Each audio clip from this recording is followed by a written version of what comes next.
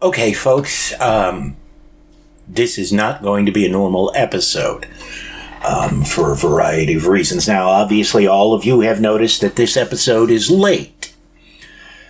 And I apologize for that, but I have been doing a lot of thinking.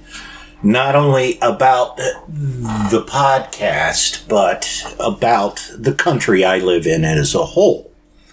And I have to get some things off my chest, and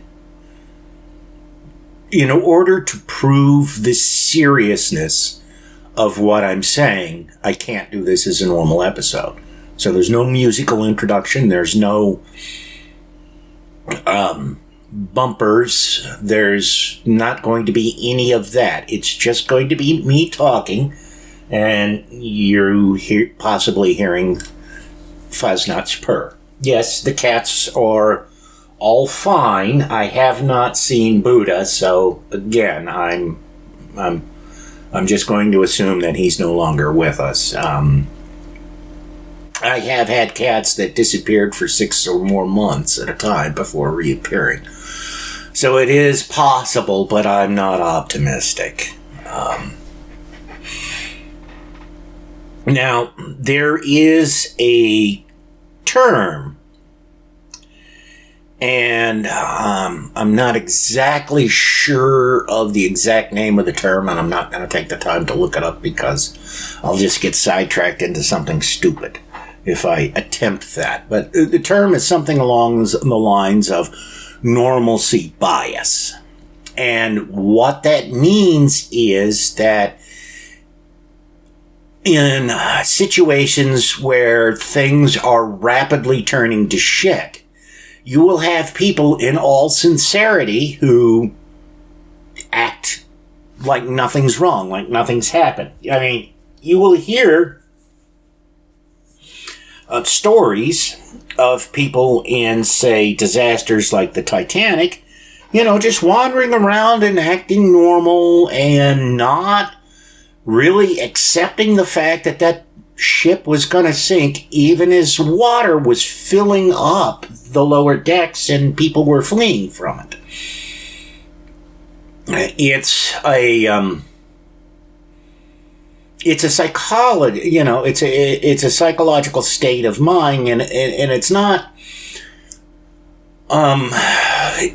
like a mental disorder or anything like that.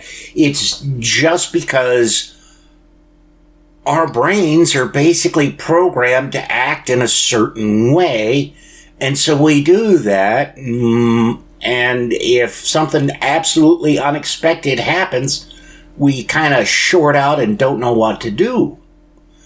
And we'll often just continue along, Perhaps we acknowledge there's an issue, perhaps we don't acknowledge there's an issue, but either way, we're not exhibiting the correct behavioral responses to something that is occurring around us. Why do I mention all of this? I can hear you wondering. Here's part of why I mentioned it. It's not the only reason. But, I'm having to crawl through some convoluted thought processes and trying to get them condensed in a coherent form while working on the fly makes things difficult. I have tried to write this script out. I can't. It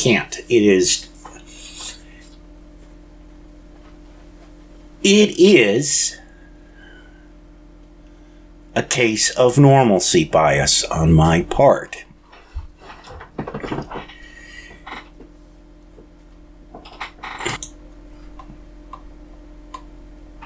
You will perhaps remember that some years ago, when a friend of mine was killed in an automobile accident, I pointed out that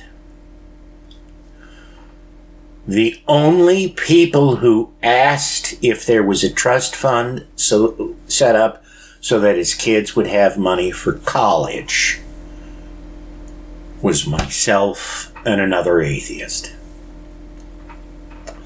Because when you're an atheist, you can't just say, well, I'm going to offer prayers, because that doesn't work. As an atheist, if you're going to be, what is the phrase that I guess ideologically consistent? Because there are, if you're a sophisticated adult, you know that there are times where you have to do things that are inconsistent with some of your values, but are completely consistent with your overall values. So you might be opposed to killing people or animals, and then you find yourself in a situation where if you don't kill either a person or an animal, a whole lot of innocent people or other animals are going to suffer a horrible fate. You obviously weigh things in your mind and you say, no, harm to all these other people is far worse than me harming this one animal or person, so that's the decision I opt for. That's only superficially inconsistent, I think you will agree. So, I try to be ideologically consistent. And that means if I recognize there's a problem, I have two choices. I can either keep silent and just go pretend like nothing has happened, or that whatever has happened isn't very serious. Or I can say, no, it's really fucking serious, and then I can do something about it. And since I'm trying to be consistent, and I recognize there's a problem, I have to do something about it. And the problem that I'm having with that is manifold. Because A, I'm not entirely certain what I should do. You know, I mean, some situations when you recognize there's a problem, the solution is easy. Maybe it's money. Maybe it's getting someone to a doctor, or being an ear for somebody, listening to them discuss their problems, whatever. You know, you have an idea of what to do, so you do it. But if you don't have an idea of what to do, then you're just kind of stuck. And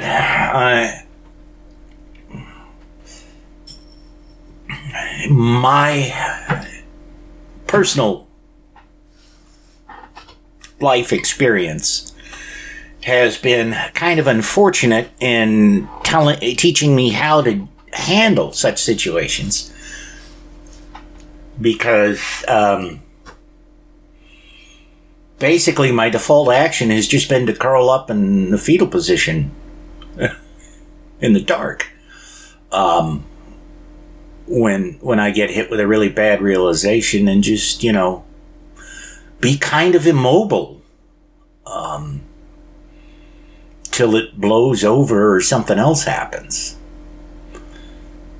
And I can't really do that with this. If I'm going to admit that it's a problem, then I have to say it's a problem and I've got to do something, and I just can't be in the fetal position. So you see the consistency bias thing that I was talking about. And that's also why I'm not doing a usual episode and the bumpers and things like that. And you know, it's because I'm trying to set a tone to get everyone listening to this to understand that things are different. And I'm not sure what we do next, but they are so different that none of us can continue our lives the way we have been. What we need to do different, again, I do not know. And I know all of you out there are wondering, well, what the fuck is Tuck talking about? I'm going to get to it. I have to build up to this for me as much as I do for you. I need, because again, we're in a situation. Things have to change. All of us have to be agents of that change, and I'm not sure how to do that. See, I had, and as you're so often here these days, I had planned to do an entirely different episode. And I'm not one to blow my horn about episode numbers, so the fact that this was 400 was not going to factor into things. So, anyways, I called, or not I called.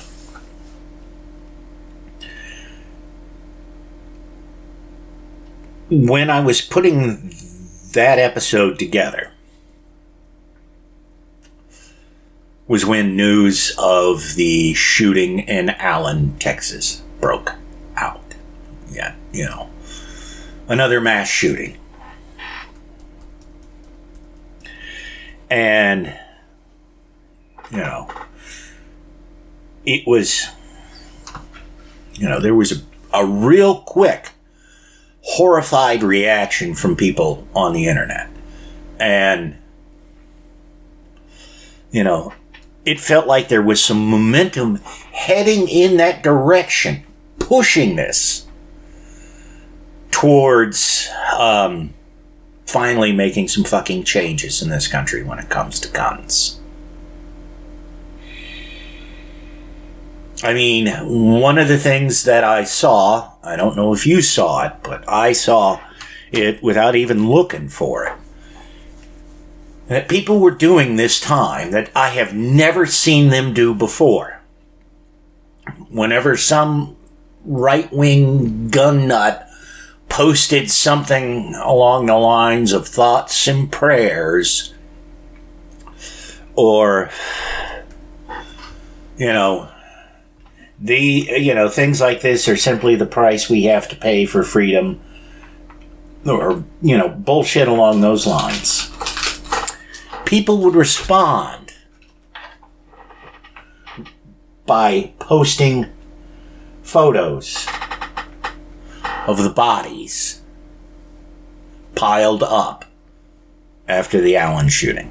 And when I say bodies piled up, that's exactly what I mean. If you have not seen the image, don't go looking for it. You will be traumatized. I can assure you. It looks no different, in all honesty, than those movies you've seen of concentration camps where they've got dead bodies stacked like cordwood. The only difference between this photo and those images from the camps is that this photo, there were pools of blood and the people had eaten recently. And I am looking at that image. And all I can think is, dear God, have we gotten to the point where the only hope we have of moving the needle is showing images like this in response to any asshole who is vaguely pro-gun?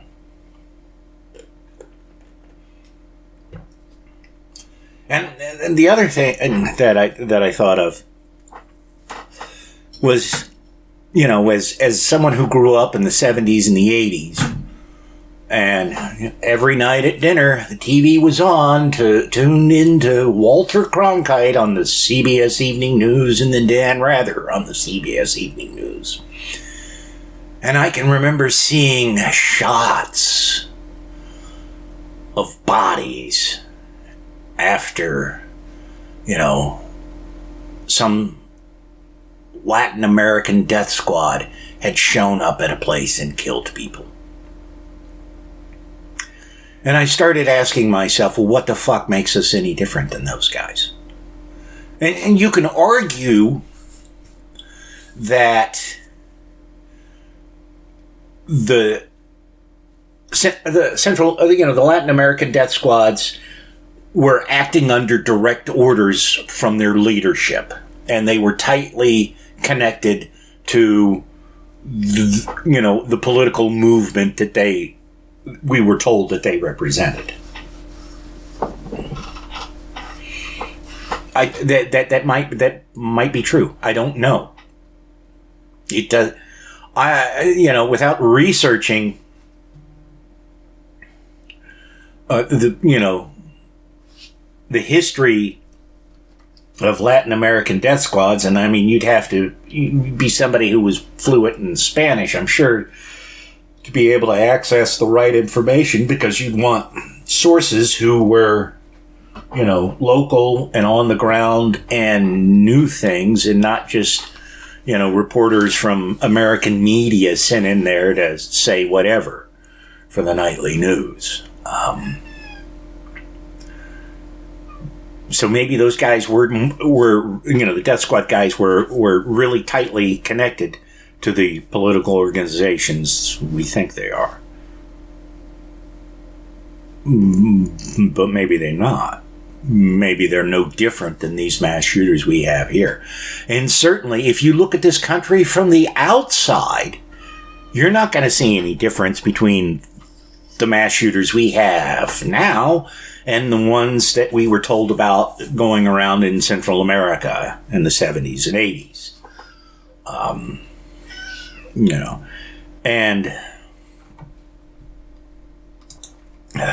And I got to thinking about the implications of that.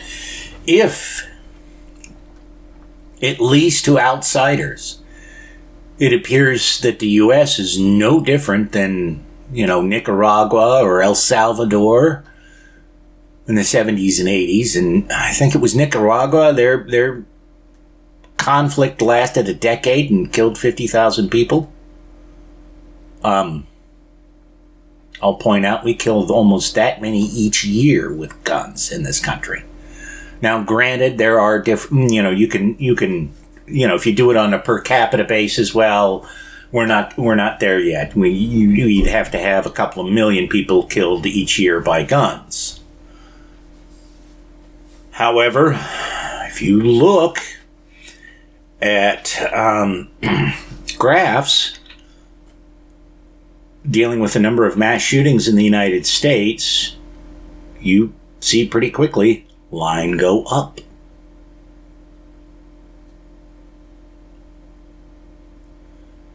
And so I'm sitting here, and I'm thinking about all these things, and there are people out there. I'm going to briefly address this. There are people out there who say that sharing photos of the victims of mass shootings, even when you're doing it as a way to drive home the point that the horror being wrought on this country by guns. Even if you're doing it that way, you're not some torture porn asshole who likes seeing people suffer or anything like that. You're doing it because you're trying to change people's attitudes towards guns. There are those who think that is disrespectful. I understand their point. I am not going to disagree with their point. I am just going to say that being respectful hasn't gotten the needle moved.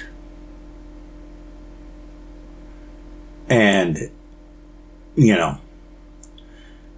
if I die in a mass shooting and somebody gets a trebuchet and yeets my corpse into the Capitol, hoping that it will get them to pass gun laws in this country, I'm not going to object.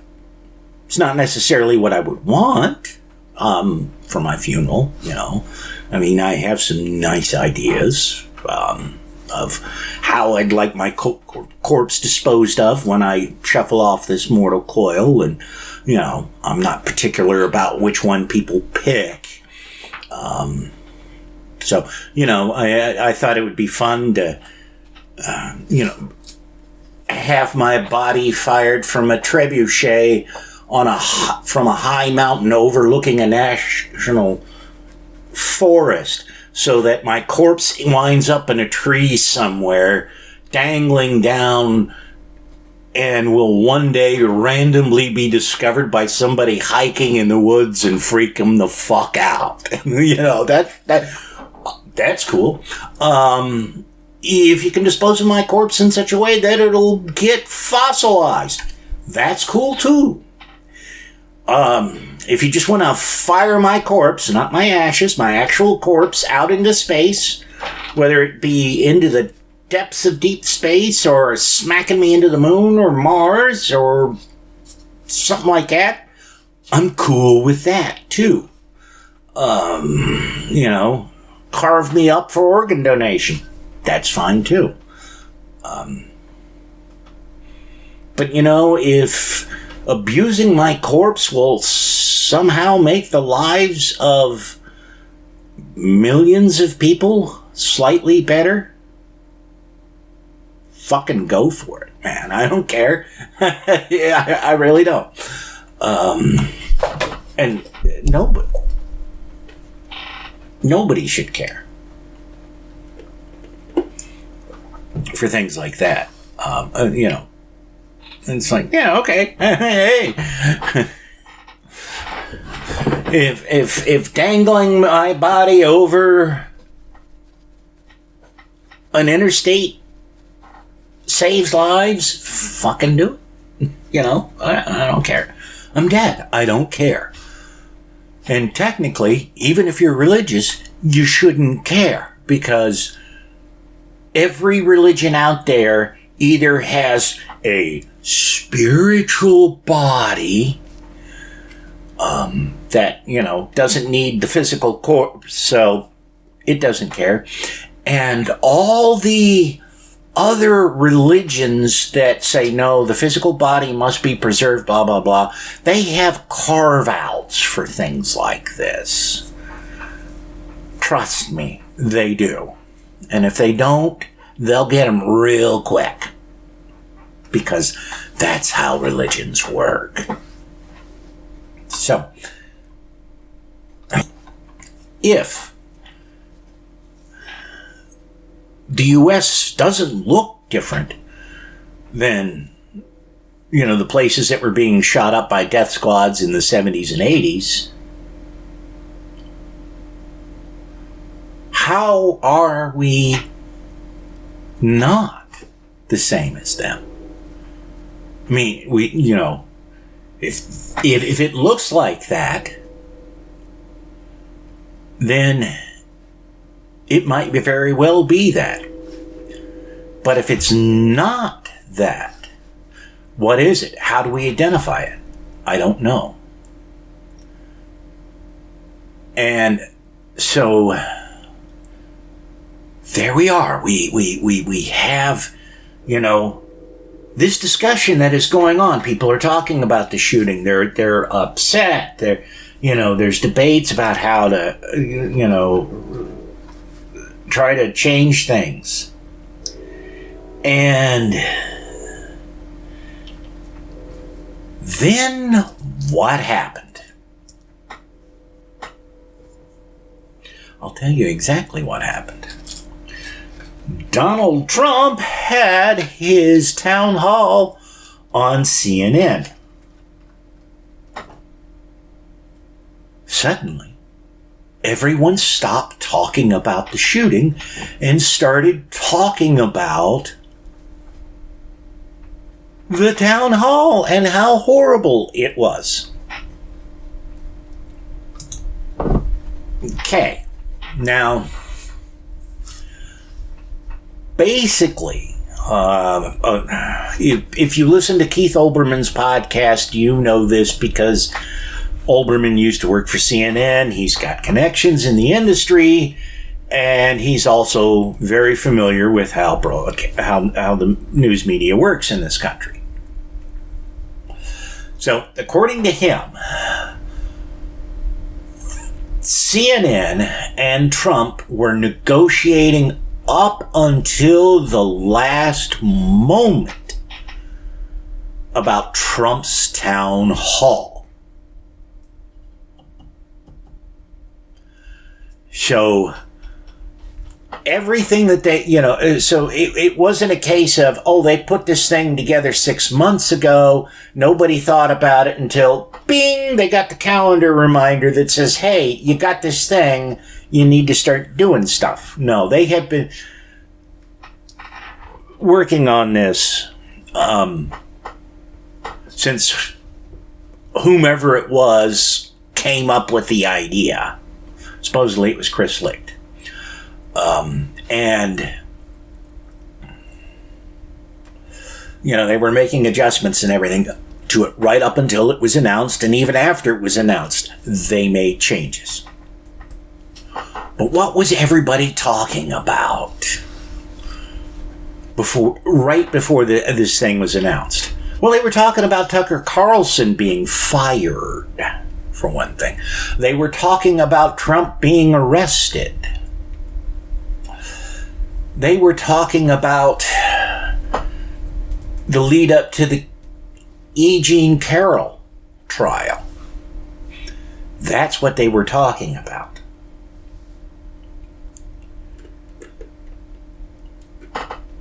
So,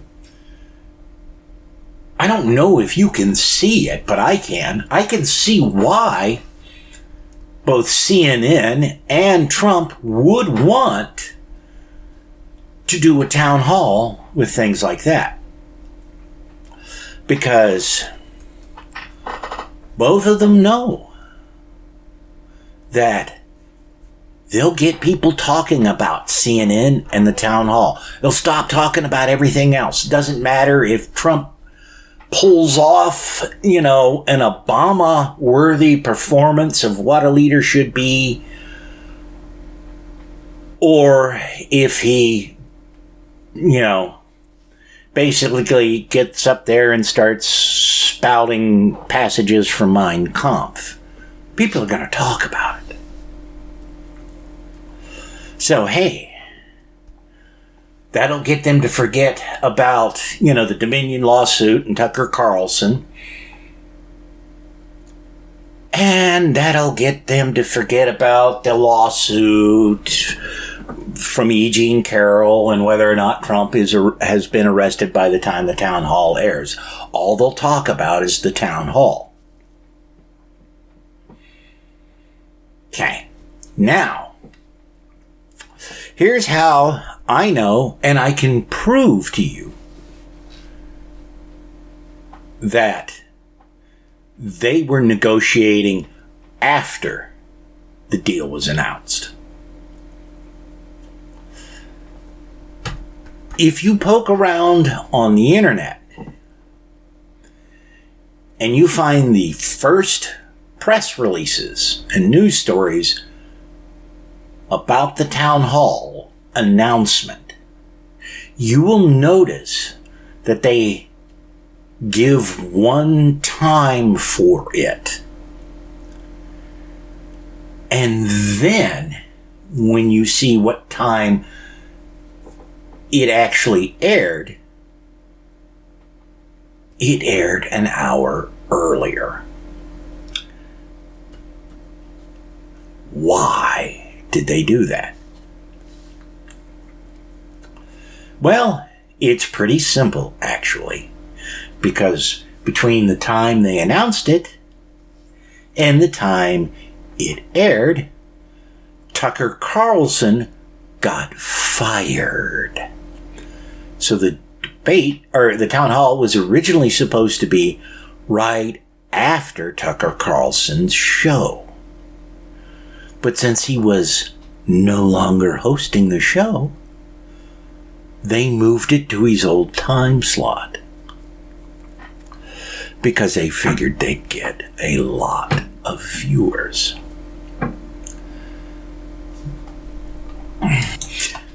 It doesn't matter if the show was pre-recorded or was live. If they changed the time, they had to have a discussion about it with Trump's people. Why?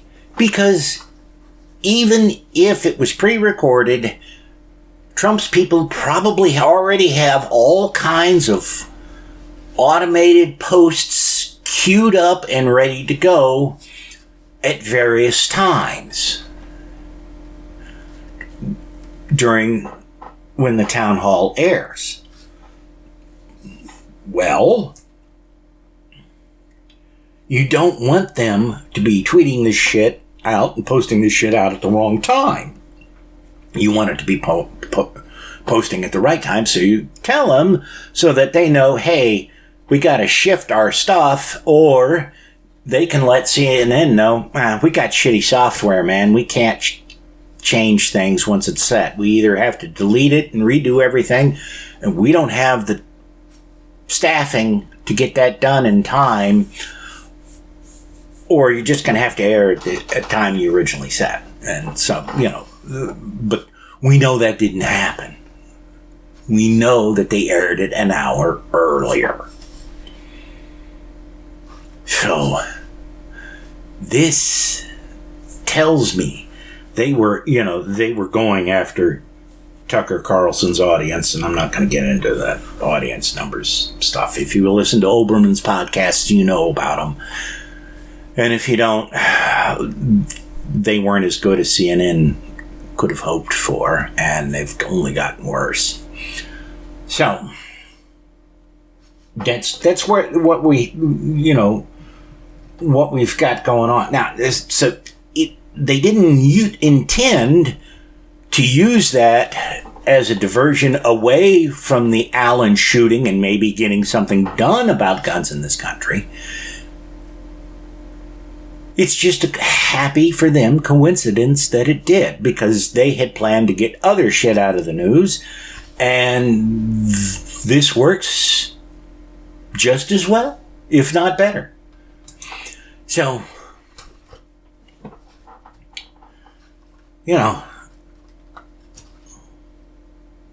how are we different? I can't think of any way that we're different than Nicaragua or El Salvador in the 80s. There's really no difference. I mean, unless somebody can prove that, yes, these death squads leaders did give direct orders telling individual members to go out and kill en masse. Very well could have happened. Humans do that kind of shit all the time. So it's not impossible. But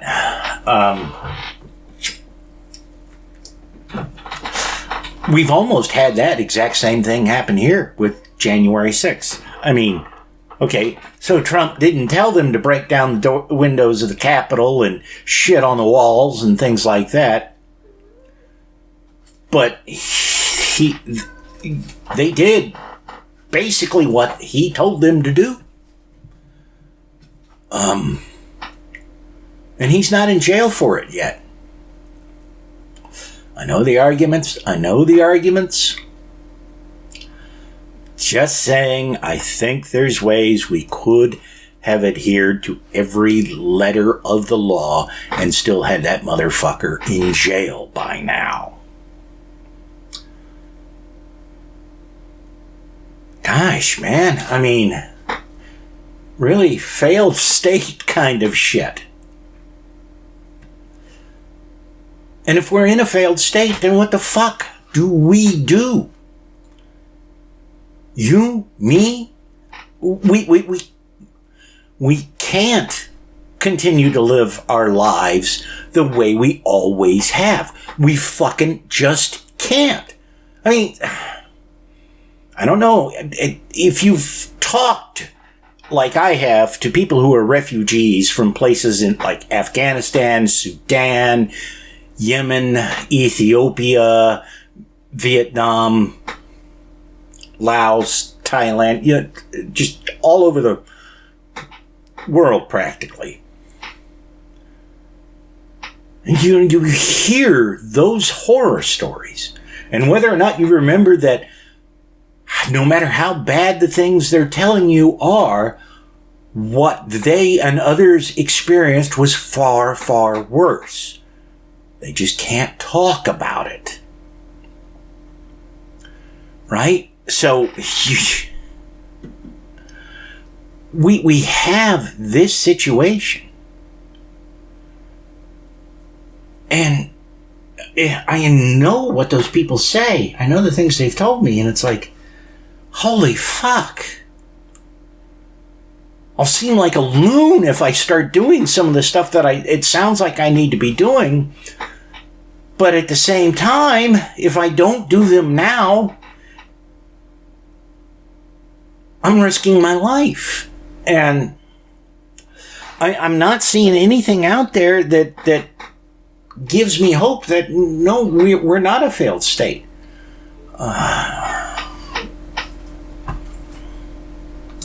See? Normalcy bias. If you start doing things differently, it becomes a problem. You're embarrassed by it, or you're worried people will think you're crazy when you're not. And and if you're really smart, you'll also worry that you are crazy and don't realize it, and don't have the network of people willing to tell you, no, you're bug fucking, here's why. So,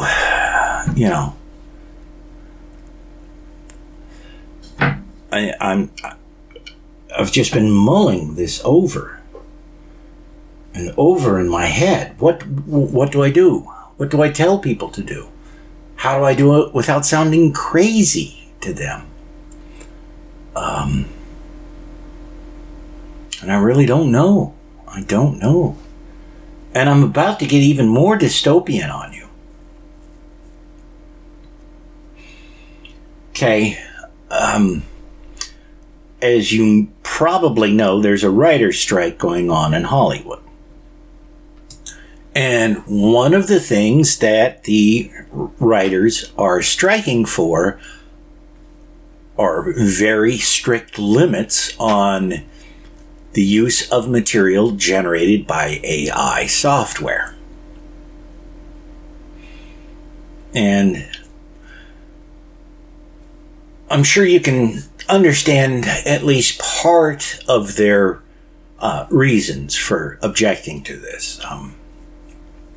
And this doesn't matter what you think of things like ChatGPT and Bard and all the other stuff. Maybe you think that AI software is sapient and it's like a human being, or maybe you just think it's spicy autocorrect.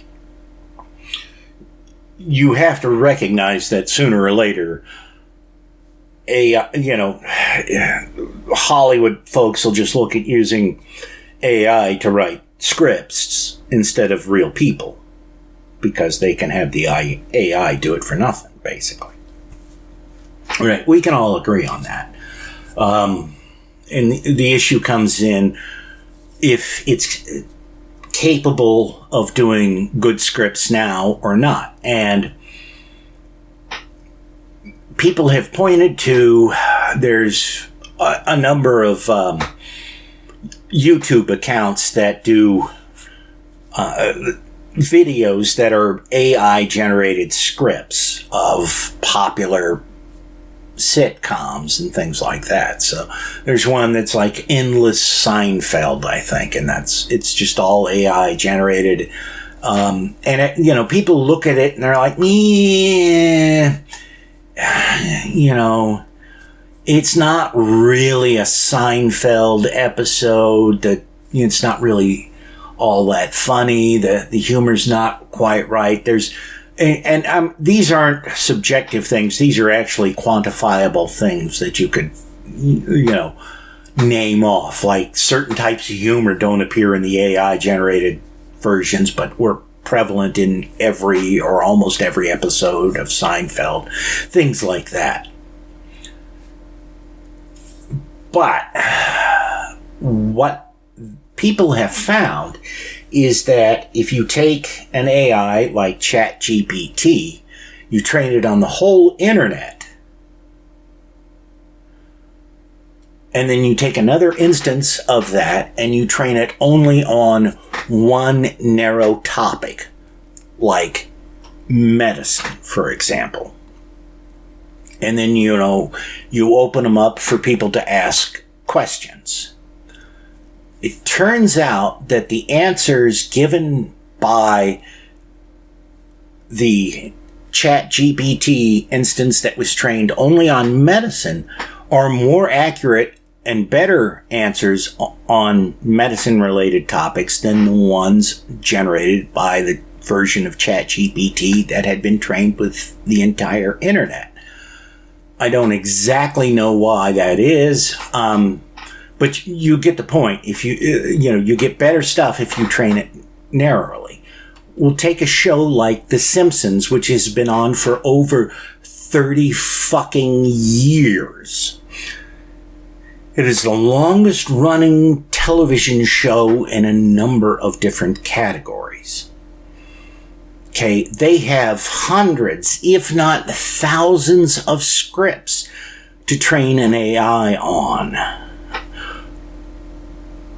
They could probably, with no advance in AI technology over what we have now, come up with scripts that were perfectly acceptable to people. I mean, obviously, The Simpsons has declined in quality as the years have rolled on, but you get my point. It's not like you would have watched the episode and gone, oh, that's the worst thing I've ever seen. It had to be AI generated, or, no, this just didn't quite feel like even a new shitty episode. You'd be like, yeah, okay.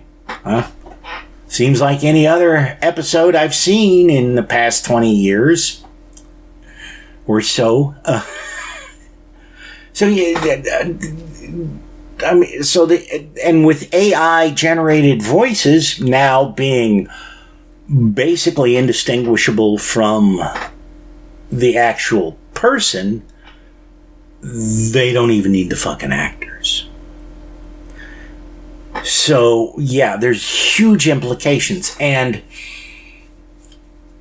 I'm going to say this. I don't quite know how to phrase it so it is as accurate as what I'm trying to imply, but I think that for a long time, even after everyone agrees that this AI program is sentient, they're going to have a hard time generating the same kinds of artistic material that a human would, because they're not going to be able to understand certain aspects of being human because they've never been human. It's sort of a muscle memory kind of thing is what I'm talking about here. Think of it like this. I'm sure all of us have had this experience at one point in time or another when we were reading something, watching a movie or TV show, or looking at a painting, where our lived experience matched identically to what was being there. So there were, those moments of extreme passion. And when I say passion, I mean strong emotions in, one particular direction or another. So it could be strong love, strong hate, strong empathy, any of a number of different things. I don't think an AI will be able to capture things like that and exactly how it feels to have something happen to your body when it goes wrong. Because all of us, when we come across something that does match our experience like that, it hits something inside of us emotionally. It's, fuck, that's real kind of thing. I don't quite know how to explain it. There was, but there's been times in my life where, watching something, reading something, whatever, and I'll be like, that is the author talking about their own personal experience. And I know this because it matches my own. And it's going to take a long time for an AI to be able to do that. I think honestly what they'll need is a robotic body that actually mimics the human body, so it's nearly indistinguishable from ours. And then we'll start seeing AI be able to generate the stuff that, is at the extreme end, the full of passion stuff. So I guess the way I would put it is like, an AI would be able to come up with something like a great blockbuster movie that everybody loves, or even a good television series, or a painting. But none of that will hit us the same way that certain works of art do. So, yeah, it'll be, it'll be a great, it'll be as good as the original Star Wars, but you know what? It just doesn't have quite the impact that Shakespeare did. And then at some point, my theory is after the AIs get the android bodies, they'll be able to be better than both Star Wars and Shakespeare combined, which at that point, watch out. But you see the thing here is that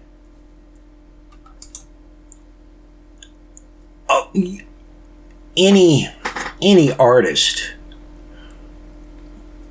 out there wants their work to be known and loved. And while their goal may not be to be seen as, part of the Marvel Cinematic Universe, instead of, say, Shakespeare, they won't complain about it. And we won't complain that the scripts we're seeing are being written by AIs that, can do the Marvel Universe, even if they can't do Shakespeare. And where's that leave the people who are good writers who can do Marvel Universe stuff, but can't do Shakespeare? One of the neat things about the internet that it has given to all of us is the number of people who are now able to make a living doing art who wouldn't have been able to do it before the internet because there just was no way for them to reach enough people to support them. And that's fucking fantastic. I mean, not only do we get a lot more art out there, but people get to do something that they love and make a living doing it, and that's what we all should be able to do. So, it's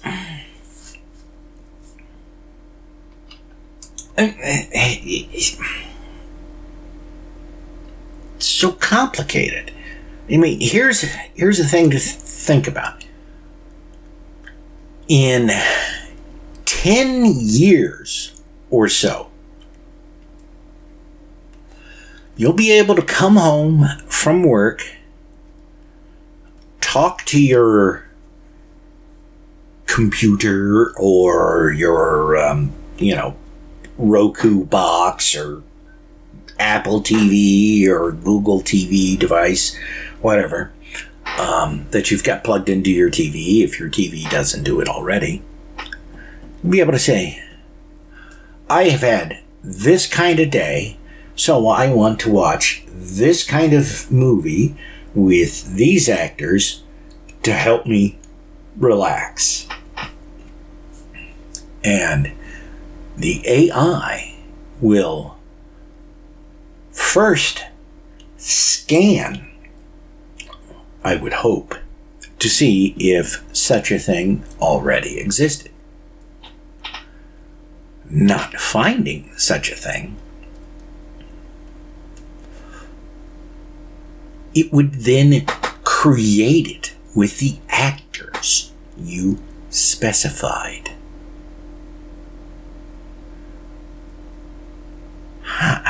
How would you feel about that? I mean, if it got it right, oh boy, that would be really interesting to watch. And at least for me, here's why I would find it interesting to watch. There was an article I read after Robert Mitchum died, and it always stuck deep into my head. He, whoever wrote the article, said he'd never mentioned this before, and he's kind of sad that he hadn't done it. But he had, in one of his interviews with Robert Mitchum, he'd asked Robert Mitchum, has there ever been a role that you wanted to play that nobody would cast you for? And Robert Mitchum said yes. Now, if you don't know who Robert Mitchum is, stop this podcast immediately. Google him. Pick a movie he is in. Doesn't matter the movie. Watch it. The movie might be shit. He is not. The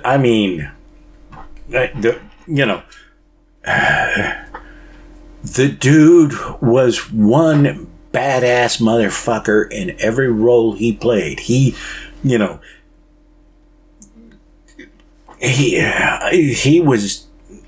played a heavy in a lot, or the villain in a lot of movies. And it's like, dude, yeah, you can well believe it.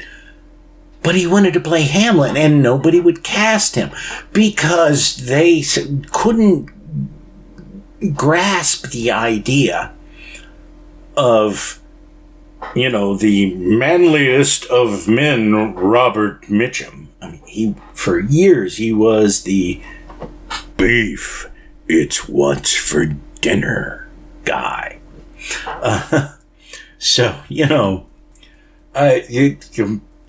They were like, we can't cast him as this emo dude having an existential crisis. But that's who Robert Mitchum wanted to be. And, I mean, he, according to the interviewer, the guy could recite all of Hamlet from memory. And it's like, oh my God, I would love to see that.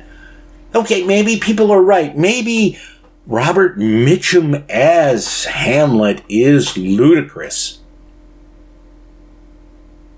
I'd still love to see it. Good or bad. And in some ways, bad is better than good. But you know what I mean. Yeah, so, guys, it's hard to turn down being able to say, hey, I want to see Robert Mitchum as Hamlet, cast any other Royal Shakespeare Company actor in all the other roles that you want. I don't care. I want to see Robert Mitchum as Hamlet. Yeah, maybe it'll be fan-fucking-tastic. Maybe it'll be an MST-worthy thing. I don't know. But I'd love to see it. And, unfortunately, Robert Mitchum's dead, so I can't actually see him do it, but would I pay to see an AI version with Royal Shakespeare Company actors? Yep, I do that. Gosh. Okay, and if you're Silver Age, maybe Golden Age science fiction fans, you will undoubtedly be familiar with Isaac Asimov. And you may or may not be familiar with the I, Robot movie that shared nothing in common with Asimov's work other than the title and a couple other minor details. If you're a real hardcore fan of Asimov and a guy by the name of Harlan Ellison, he wrote a rather famous episode for Star Trek. City on the Edge of Forever, I think, was it? Anyways, Isaac Asimov in the 70s, I guess, was approached by Warner Brothers because they wanted to make a movie based on his I, Robot short story collection. And Asimov's like, okay, but you got to let my buddy Harlan Ellison write the screenplay. I can't do it. Warner Brothers says, no problem, go ahead. Well, Harlan Ellison was a genius. He was also an asshole. And he was the kind of asshole who knew exactly how much of a genius he was. Okay. So anyways, Harlan Ellison wrote a script for I, Robot based on Isaac Asimov's short story collection by that name. And they had like a list of actors you would not believe lined up for the roles. I mean, they had George C. Scott. That's the one that sticks out at my but 70s era George C. Scott, you're talking cream of the crop American actors here, and he was only one among many, and it's just like whoa, wow. And so, you read the script with all these people in mind, and you're like, holy fuck. I would love to see this movie. We can't.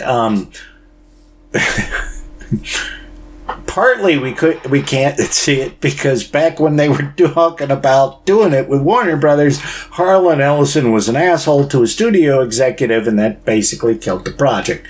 Mind you, Harlan Ellison was right, but at the same time, it was like, dude, could you have not kept your mouth shut just this one time? And part of it is, there's bullshit rights issues about getting that screenplay put out. But trust me when I say it's an amazing piece of work. And I highly recommend you find it and read it. It's been in print a couple of times. I have not read any of the standalone published versions. I read it because as a kid I was a subscriber to Isaac Asimov's science fiction magazine, and it was serialized in that, and that's where I read it. And Harlan gave his side of the story, and Isaac gave his side of the story, and both of them basically said, yeah, we would have loved to have done this, but Hollywood was gonna fuck us, so Harlan said fuck it and walked away, and Isaac was cool with it, so that's where we are. But I just can't see for at least another 50 years or so the people involved who hold the necessary rights being willing to agree to allow any version of Harlan's screenplay to be shown. Whether it's AI generated with the original cast they had in mind, or whether it's, shot with a whole contemporary cast, I don't know. But whoever, somebody involved, multiple people involved with the movie Blade Runner had to have read the script, because there are aspects of Blade Runner that definitely draw from that script. That's no slam against anybody. It's, hey, somebody sees something really neat, says that a lot can be done with that, and they do it. We all love it. Okay, now, I want you to think about that, how AI's trained on a narrow subset of information produce better results than AI's trained on a broad set of information. Now, suppose you're, I don't know, a rich oligarch, and you don't like the idea that poors might get all uppity from something they saw in a movie or a TV show, because yes, that has definitely happened in the past many, many times. So what if we had an AI write scripts, and that AI was programmed to exclude certain political ideas? We gonna notice that? We gonna notice? If we can't tell the difference in a Marvel movie between one that was done with a script written by people and one that was done with a script written by a piece of software, how are we gonna know if they've altered the software to exclude certain ideas and certain concepts? For our own good. Because we can't be trusted to understand certain things. Now, hopefully, if I've done this properly,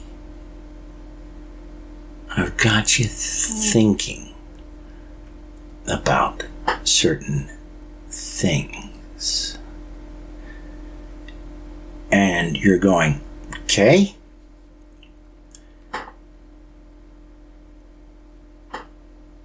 he's crazy, here's why, and love to hear that. Love to hear that. Or you're thinking, he's wrong, but I don't know why. Or maybe you're thinking, he's right. And like him, I don't know what to do. Or maybe you're thinking, he's right and I do know what to do.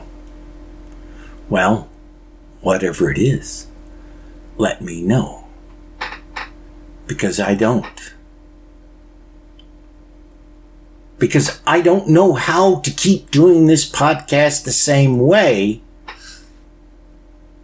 if we really are on the verge of a societal collapse.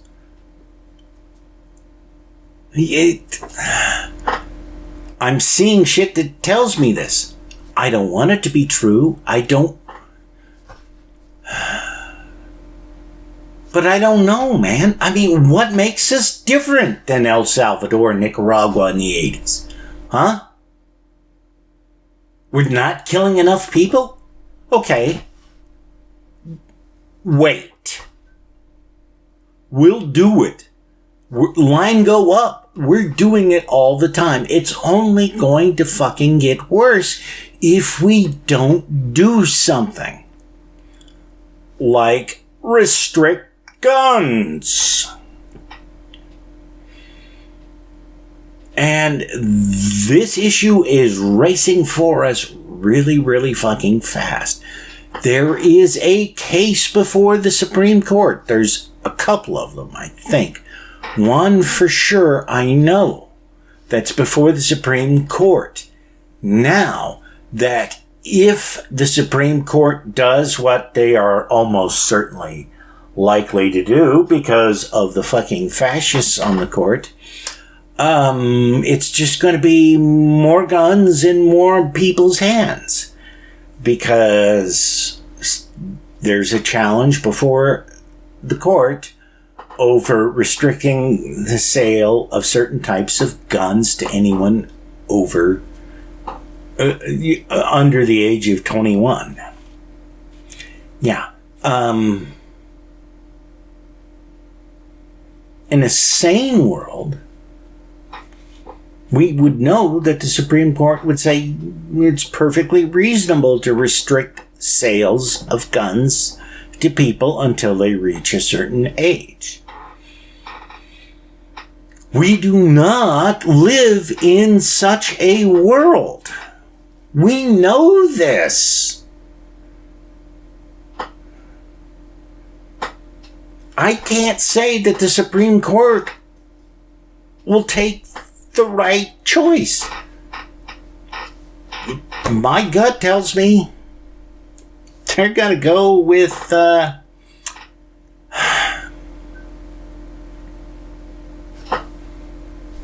letting anyone over the age of 18 have any kind of gun they want.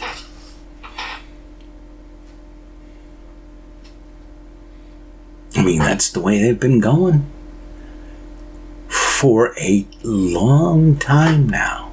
That's even before RBG died. So, yeah, you, I think it's the Heller decision where the court just said, no. More people can have guns because reasons. Yeah, so, go ahead.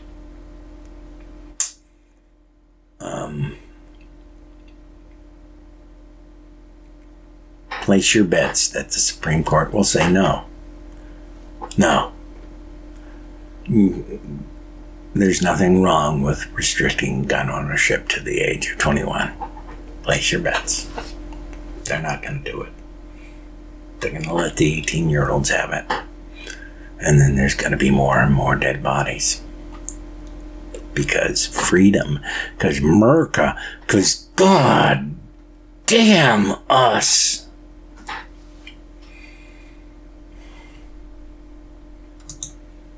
So, help me out here. What do we do? What do I do? I mean,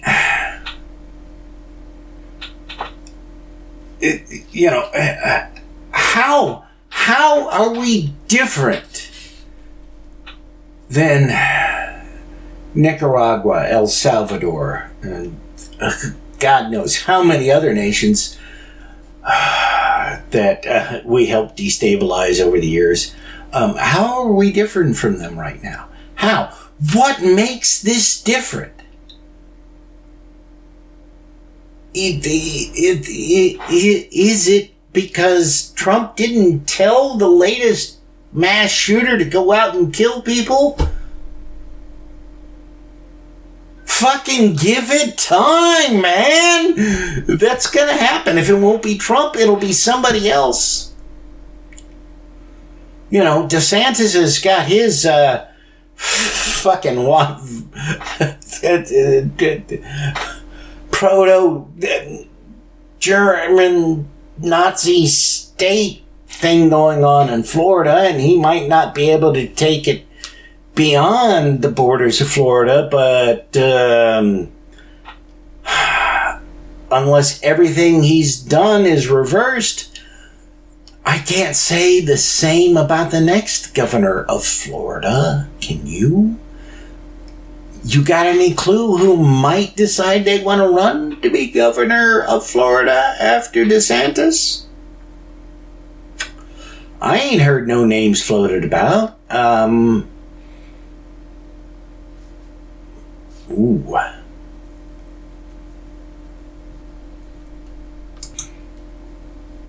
So, you know, I mean,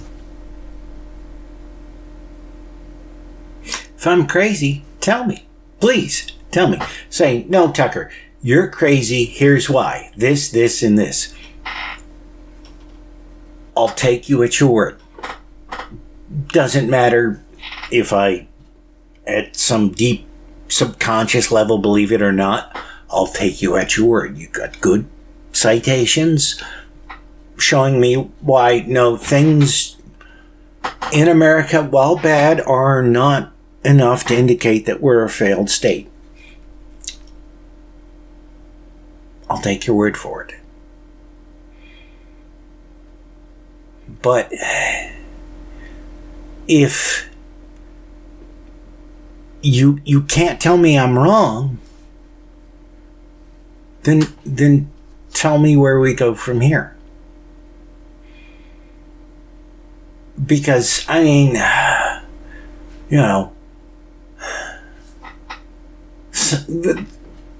try to do important things on this podcast.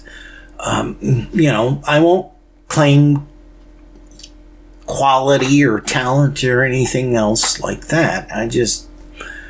All I'll claim is that I'm trying to come at things from an angle other people aren't.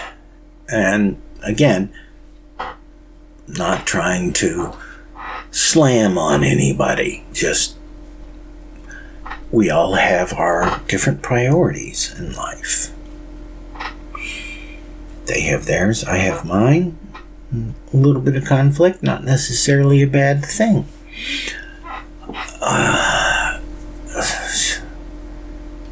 But,